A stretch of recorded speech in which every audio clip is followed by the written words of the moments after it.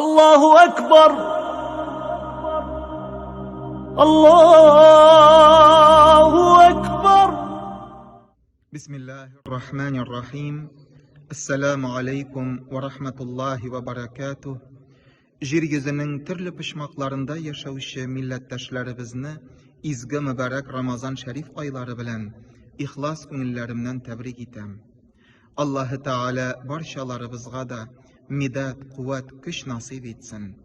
Bu izgi aylarda kılgan amel ibadetlerimizni, izgiliklerimizni riyalardan cibermişe bizlerden kabul etsin. Halkımızın yazmışında türlü haller buldu.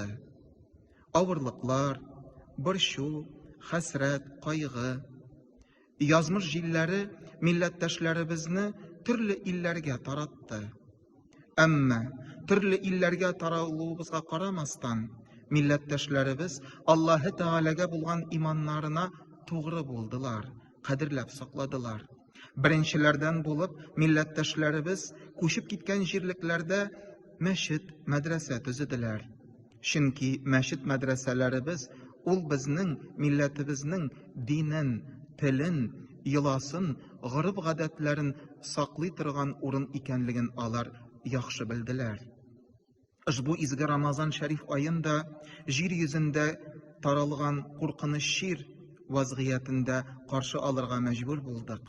Ama şuna karamastan ey milletteşlerimiz, Allah Rabbimizning aytgan so'zlarin esibizda tutsaq edi. Rabbimiz Allah ayta: Bismillahirrahmanirrahim. Fa inna ma'al usri yusra, inna ma'al usri yusra. Işanıgız, ağırlıkni almashtıruvchi jingillik kelashak. Işanıgız, ağırlıktan so'ng jingillik kelashak deb Rabbimiz shulay dedi. Bu da uzr Allah bersa. Bu şirler de uzr.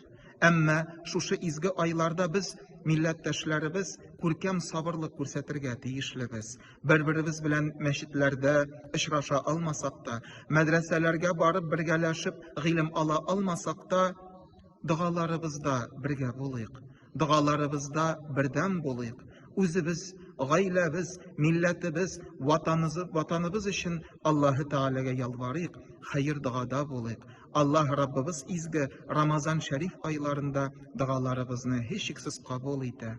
Ey kardeşlerim, muhterem milletteşlerim, Allah-u Teala bu izgi Ramazan şerif aylarında her barşalarımızga da özünün rahmetin eriştirip, kaydağına buluğumuzga, yaşağımızga karamastan, Tatar bulganlığımızı isibizden çıgarmışa, Müslüman bulganlığımızı zikir etip, Allah-u Teala'ga hamd sana kılıp yaşarga, birdemlikке, umtılırga Allah-u Teala özü yassa idi.